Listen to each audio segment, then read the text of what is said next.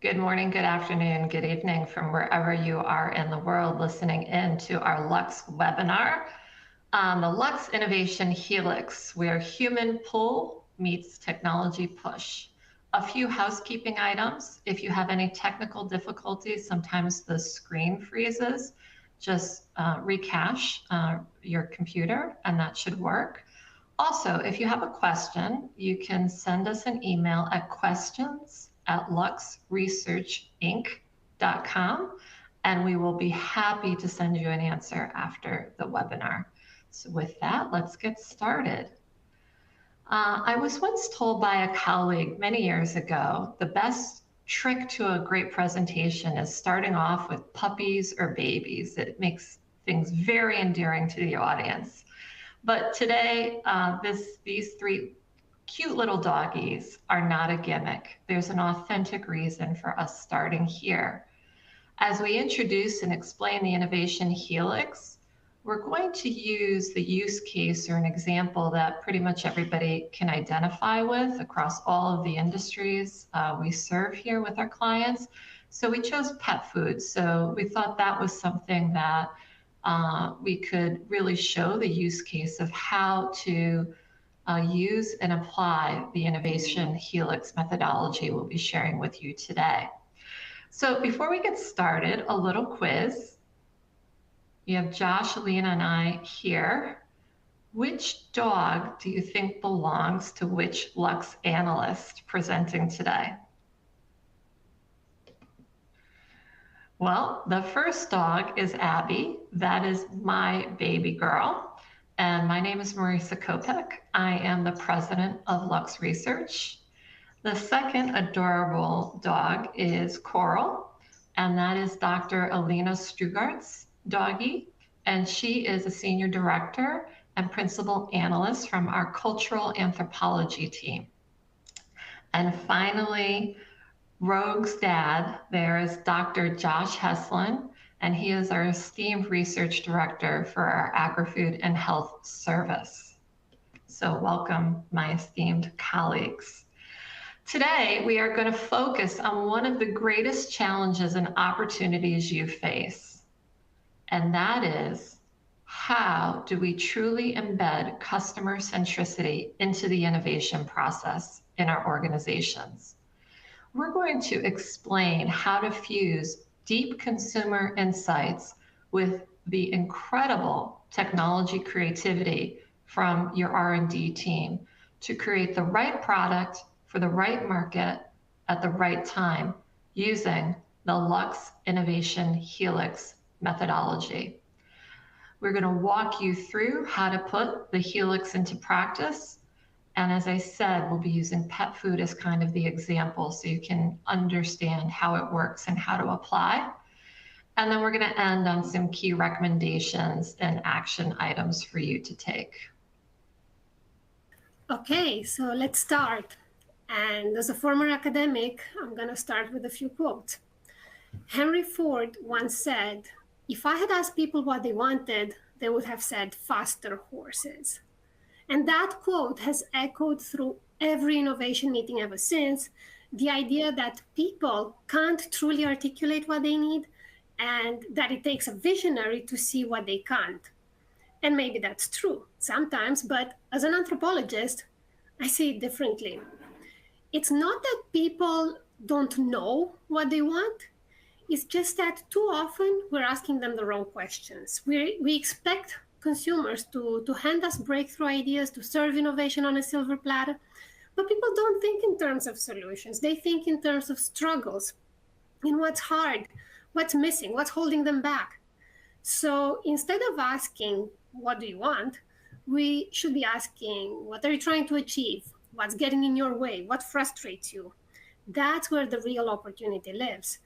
And Albert Einstein put it better than myself. He said that if I had an hour to solve a problem, I'd spend 55 minutes figuring out the right question to ask.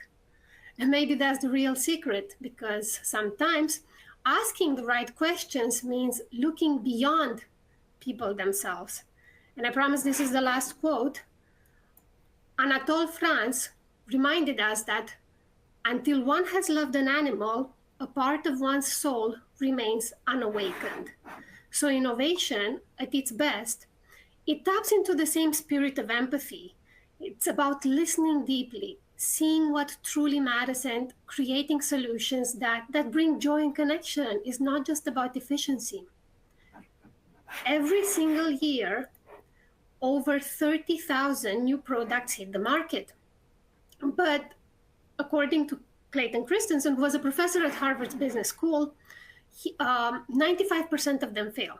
And why do they fail? Well, it's not because the technology is bad. It's because technology and what people need are out of sync. On one side, we are pushing technology because it's feasible, it's exciting, it's innovative, but people don't care. They don't know how to fit it in their lives. Just because we can build something, it doesn't mean that people will automatically start using it. And too often, we end up with a solution in search of a problem. On the other side, people are very loud and clear about what they want, but solutions never arrive, or they arrive too late, or by the time people's voices have reached the years of R&D, the product has already been built and the window of opportunity has closed. So what does this tell us? It tells us that when what technology can do and what people need, when these two don't meet in the middle, organizations lose clarity on where and when to invest for real impact. And that is the innovation dilemma. Not knowing what to prioritize or when to act because technology and people are out of sync. And that's when we start seeing the symptoms. Fragmented strategies, mistimed launches, missed opportunities, and that's when things start to break down. And sometimes that breakdown isn't just about delayed adoption. It can trigger massive losses, product recalls.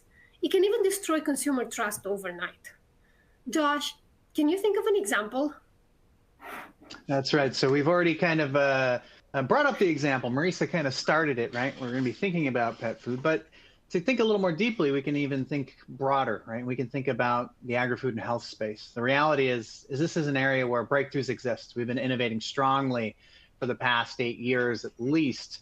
And the question is, how many of those have succeeded in a real way? And the reality is many have failed, which means we have a lot of breakthroughs out there, but we don't necessarily know where to apply them. Now, if we think about opportunities right now, the biggest opportunity that we have going is enhanced health and reduced harm. Lux recently did an analysis of the most innovative companies that rely on innovation for growth, and 85% of them are trying to pull this particular lever for growth.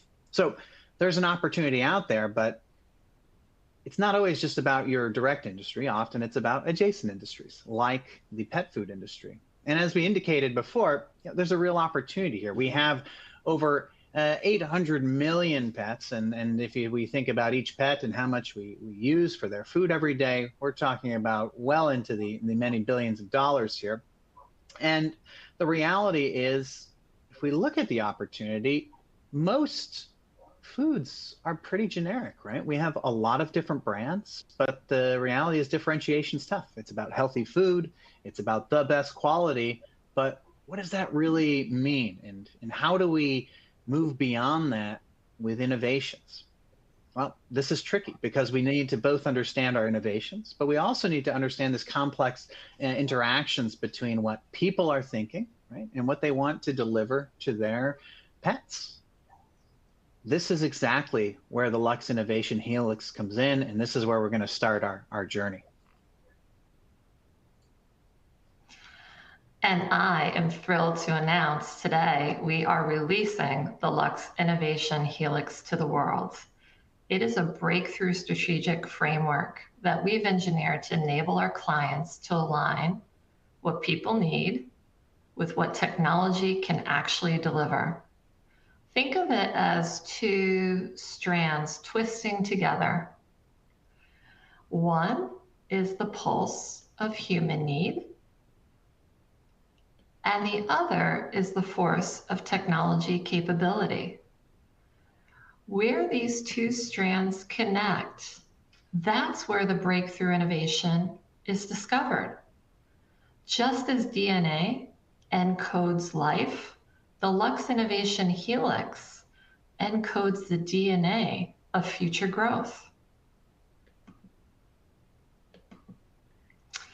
Ultimately, the real value of the Helix is that it helps and changes how innovation decisions are made in your company.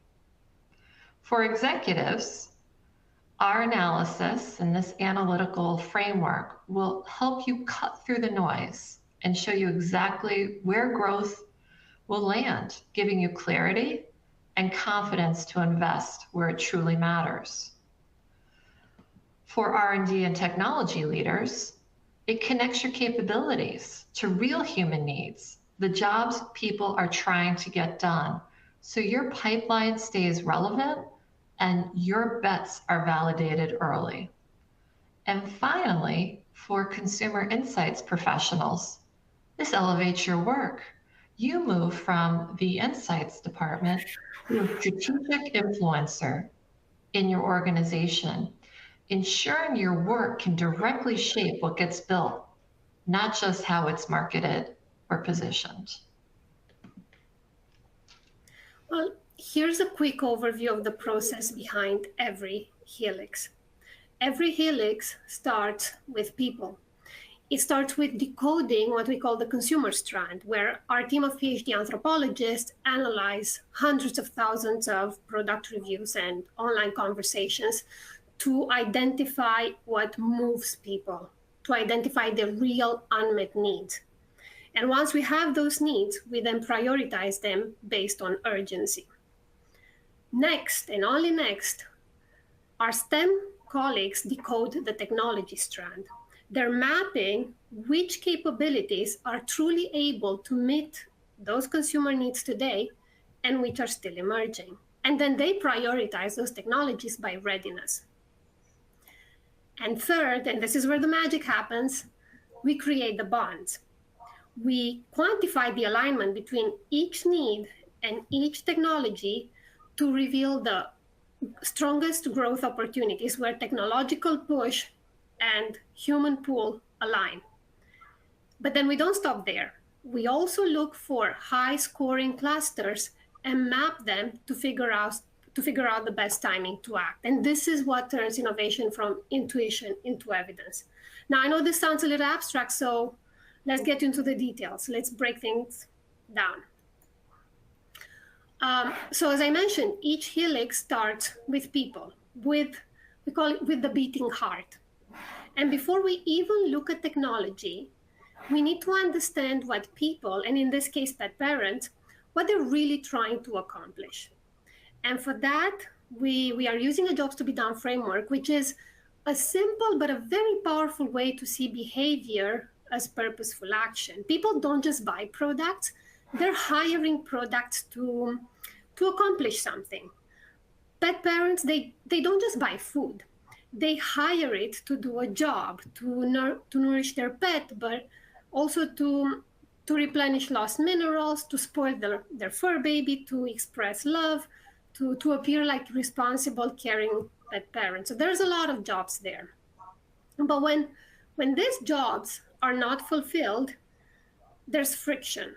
There's tension between what people really want to accomplish and what the market has to offer, what the current solutions actually deliver. And it's that friction, that point of tension, that's gold. That is the clearest the clearest sign of an unmet need. And that's the starting point for every helix. Take this story, for example. A cat owner told us that she's tried every sensitive stomach formula on the planet. Those were her words, not mine. Only to watch her cat waste away to 7 pounds skin and bones. So the job here is simple. She wants to find a food that truly improves chronic digestive health. But then when every solution fails, what she feels isn't frustration only, it's heartbreak. She's losing trust in brands and she's desperate for something that actually works for her cat. And that emotional friction, that gap between promise and proof, that's exactly where innovation needs to start. And that is the beating heart of innovation. And this example is not just an isolated anecdote. Each Helix analyzes 50,000 to 150,000 unfiltered consumer reviews from at least 20,000 people. And these are decoded by PhD anthropologists who specialize in reading emotion between the lines, who specialize in identifying these unmet needs. And once we find them, the next question is, well, which ones deserve investment first? In any market, there's hundreds of unmet needs, to say the least. But not all of them have growth potential. So to identify which ones do, we developed a new metric that helps them prioritize the needs. And this new metric is called urgency. To calculate it, we consider three data-based indicators. We look at share of voice. This is about momentum. This tells us how loud are people when they're expressing a pain point right now, like how emotionally charged that need is. We're also looking at cultural maturity score. This is about timing your innovation. It tells you how ready the market is for new solutions. Are you too early? Are you too late? Or is the timing just right because people are engaged, they're curious, they're open to embrace new ideas? And third, we look at future population reach. That's the population score. And this is about scale. It's how many people will culturally relate to this need in the near future. So combine these three, and what you get is a future forward score that shows you where momentum, timing, and scale intersect. It helps you see not just what's loud, what matters today, but also what's about to surge tomorrow, so you can plan. And based on this urgency score, we can then prioritize the needs. And looking at them, we see that digestive comfort, and this might not sound like a big deal, but digestive comfort consistently ranks high on all these metrics because as a pet parent, it's everything. Why? Because it's the first thing that tells you that something's wrong. When your pet can't eat normally or when they're constantly sick to their stomach, it affects their mood, their energy, their weight, everything. And you feel helpless. You feel like you're failing them, even when you're doing everything right. So as we saw in that quote, it's not just about digestion, it's about peace of mind. And that's why we start with the consumer strand, because innovation isn't about asking, what can we build? It's about asking, where are people stuck and why? And only once we understand that, we can start searching for the technologies that can actually solve those unmet needs. And that's when we move to the second step. That's right. So now we've layered on, right? We're layering on context here. Lena just laid out our consumer insight context. Now we're going to look at the other strand. How do we decode this technology strand and apply that layer of context? Now, at Lux, we're constantly monitoring technologies. We monitor them in three different ways, typically. We think about innovation prowess, market momentum, and urgency. And just quickly, I want to go through each of these so you get a good idea of what's behind the scenes as we look to score. So if we look at the first one, we can think about innovation prowess. When Lux investigates technology, we're typically thinking about three things. We're thinking about novelty. Does that tech represent a distinct approach compared to what's already out there in the market? Second, is there disruption potential? So is this technology a major change agent? Does it shift the game in cost, performance, things like this? And then lastly, sustainability, which still remains very relevant, but more explicitly, does it overcome a distinct element of sustainability to impact an industry at large? So that's the overview of innovation prowess. We're also then looking at things like market momentum. And we have two factors we really think about here in an ongoing fashion. First, we're thinking about client interest. We work with the most innovative companies on the planet, and what our clients are interested in is important. So first and foremost, what's driving that interest? What's behind that? Second, we have our own proprietary metrics that we use, and these help us understand at an early stage innovation interest, so that we can say what's the leading indicator of innovation interest for any particular technology. And then lastly, we're always thinking about urgency. Just as Alina brought up for consumer insights, we do the same thing for technology. We're helping clients understand whether or not to engage, and that is, is that technology commercially relevant and ready to impact today, or should you assess something, right? Is there commercial impact potential, but do you need to move that technology over the finish line so that it's scalable? And then lastly, should you monitor technology? Should you really be thinking about it as a place to engage, or perhaps you're an early mover thinking about piloting? Are there a lot of challenges out there that you're willing to spend the long-term time innovating on? Now, as I said, we also use our own metrics, and the one that we use most frequently here is the tech signal. And so just really quickly, the tech signal is a metric that uses information for trends like patents, academic publications, funding, as well as a lot of other proprietary signals that we look at. And what it provides, again, is this leading indicator of innovation interest. Why is that important? Well, it really helps us understand the when behind innovation and the magnitude of momentum behind that. And we can use all these together to then build a prioritization for any given technology explicitly for an innovation dilemma that we've defined. Here again, we're talking about pet food. Now, as we do that, we break all those signals down, and we break them down into three key things for the innovation helix. That is, what's the stage of development for these technologies for this specific innovation dilemma, for unlocking pet food?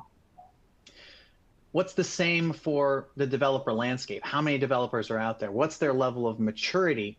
And are they making an impact today? And then lastly, we are always thinking about time to scale. And this may include factors like resources, cost, all of which, impact regulatory, all of which impact the ability and time that technology will require to scale for any particular industry.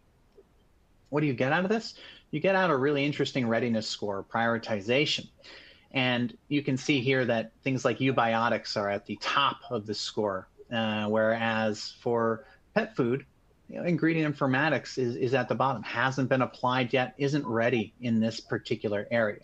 So, with this, we've created our two strands. Right? We have these two different layers of context that now we can begin to create the bonds for. This is where it gets really interesting. We're actually able to say, how aligned are these different layers of context? And what does that look like in practice? Well, what it looks like is a matrix, because what we do is we connect and align every technology to every need that we identify. And that, again, creates a matrix. So just to kind of simplify this, I'm going to go left to right across the matrix to orient you so you can understand a little bit better about what's going on. So on the left side, here we have the tech readiness. So I've already kind of went through that, starting from the back and working our way forward. But you can see here, these are prioritized by readiness from the top to the bottom, just as you saw in the previous figure. On the top, we have our needs. And these are also oriented from left to right in that layer of urgency that Alina really was able to kind of decipher for you all and show how we come to that conclusion. Now, the real interesting part is alignment. For every combination that's possible here, we assess alignment in a score of 1 to 5. 5 meaning that technology is currently ready to solve the issue, is solving it well, and is commercially viable. So when we do this, you get a figure that then looks like this, right? We have a great heat map that you can use to begin to evaluate opportunities across this area and really begin to decipher what you can do. Now, there's a lot of different ways that we can do this. So what we're going to now address is is how to work your way through these bonds to understand opportunities. Remember the innovation dilemma that we began with, and how this is experienced by different teams in your organization, where different teams want different things. Executives, you want to cut through the noise. There's way too many signals out there. There's too many opinions. R&D, you want to keep your pipeline relevant. You want to translate science into solutions that people actually want to use. And consumer insights, you don't just want to diagnose problems, you want to drive action early on. And in the following, we will show you how Helix solves for all of this, but also how it gives everyone a common language that connects strategy, technology, and insights through one shared model, so that each team can see exactly how their work ties into growth. And I'm going to start with consumer insights this time. Traditionally, insights teams have been passengers to the innovation journey. You're surfacing what people want, but you're not really steering what gets made.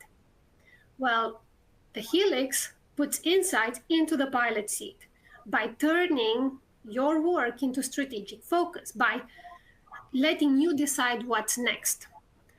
Take enjoyable flavors, for example. Pet owners want their pet to love what they eat, to feel joy is not just about nourishment. This is actually a deeply emotional job that's really hard to measure, because when you also factor in that what pets love most isn't always what pet parents are willing to live with, things start to get a little bit more complicated. Think of strong-smelling, messy foods that make your fur baby ecstatic, but really destroy your living space, right? So the real job here isn't just make it tasty. It's more like make my pet happy in a way that I can live with. And that's what's hard to measure in terms of R&D, because, and this is where insights bring the most value, because it's all about asking the right questions, and it's all about being able to distill that nuance. And through the Helix, we can now see how this need connects to ready now technologies like coatings for taste release, preservatives for freshness, enzymes for aromas, lipids for mouthfeel. And each of these technologies advances the same job, is just doing it from a different angle.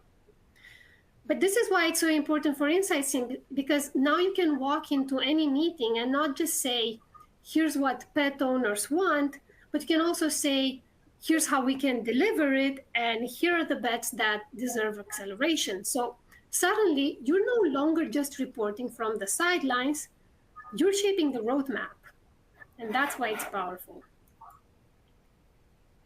Right, and we can also do the same thing, right, and look at this from the R&D function, right? How do we keep that roadmap and pipeline relevant?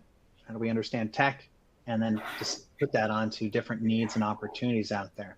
So if we look at the map here, we can look at the top row and see, for one, that it's got the most green going for it, right? So what we're going to do is first start there. So just to kind of focus in a little bit more on that for your view's sake here, you can see that eubiotics, for instance, is one of the few technologies that actually applies well to digestive comfort, right? The leading need of consumers out there. But interestingly enough, it also applies to a lot of different other areas.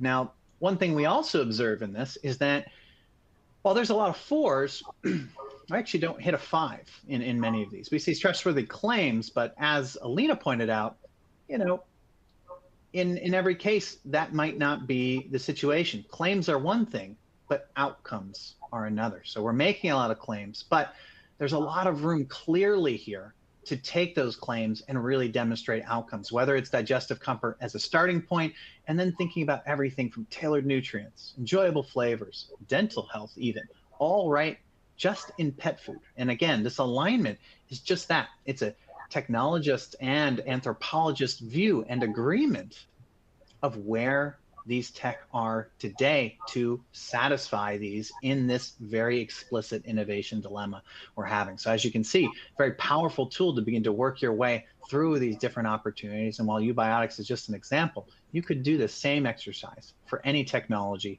that you see here on the left.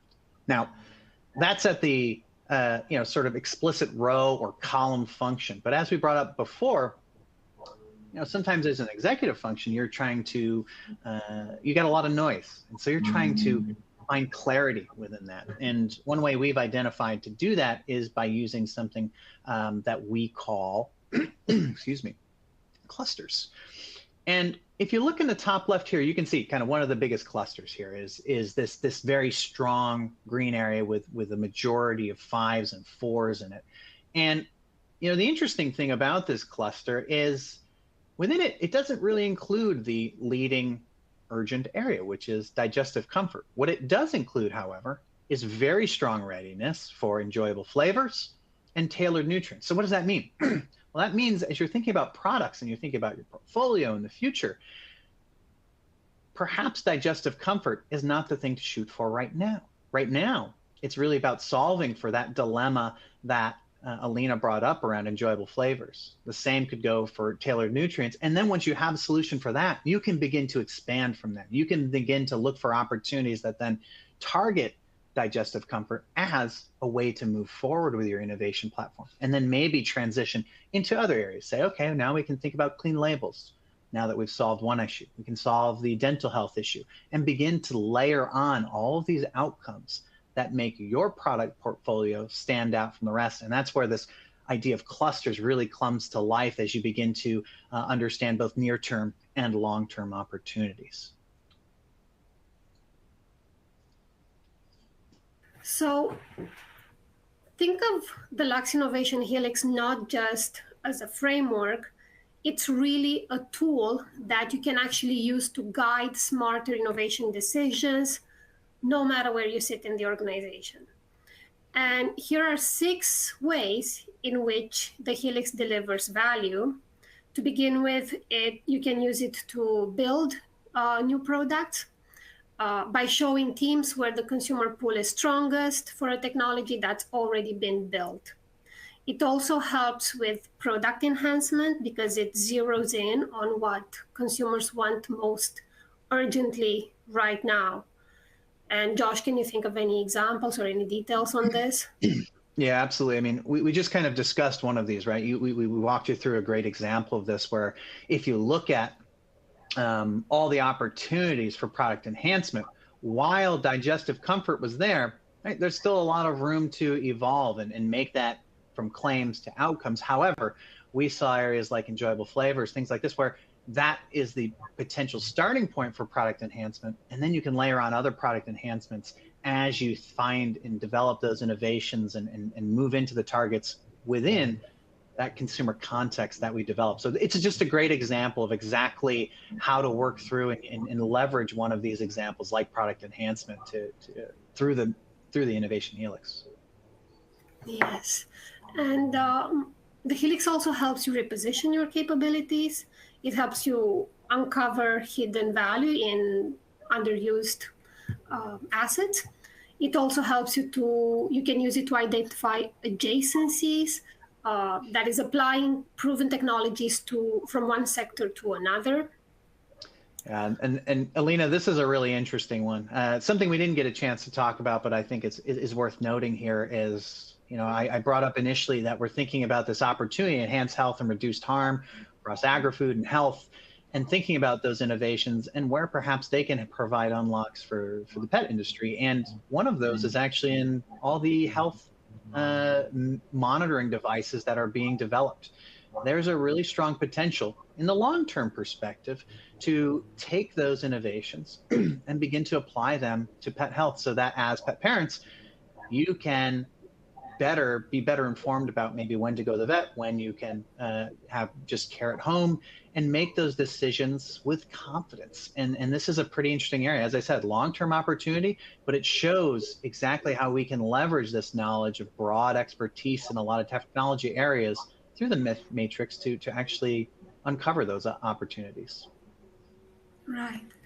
And if that wasn't enough, you can also use the Helix to help with portfolio prioritization. You can use it for foresight, use it to show you where adoption will happen fastest, and just to time your innovation accordingly. So the Helix doesn't just show you what's possible, it shows you what's worth doing now, what's worth doing next, and later. So to be clear, a breakthrough isn't really a breakthrough if it doesn't solve a real human problem. Developing solutions that just end up searching for problems, unfortunately, this won't get you very far. And that's why technology-centric roadmaps are over.